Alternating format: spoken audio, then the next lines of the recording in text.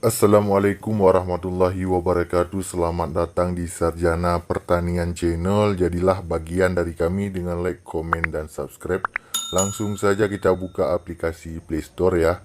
Untuk tutorial kita pada kali ini yaitu tentang bagaimana cara update Play Store ya. Caranya bukan ini ya, bukan update aplikasi, karena kalau update aplikasi di Play Store kawan-kawan juga sudah mengetahuinya ya di sini. Nah, yang menjadi tutorial kita pada kali ini yaitu cara melihat apakah Play Store ada versi terbarunya ataupun tidak. Caranya cukup mudah, kawan-kawan silahkan buka Play Store-nya. Selanjutnya klik di pojok kanan atas di logo email masing-masing. Di sini silahkan pilih setelan.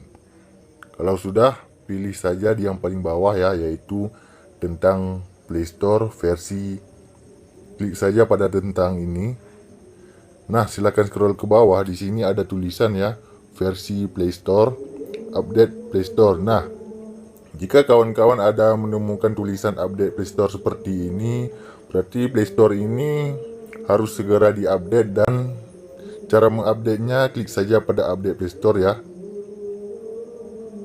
Versi baru Google Play Store akan di-download dan diinstal. Nah, klik saja OK.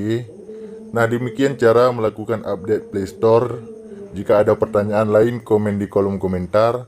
Demikian, sampai jumpa di video kami yang lainnya. Assalamualaikum warahmatullahi wabarakatuh.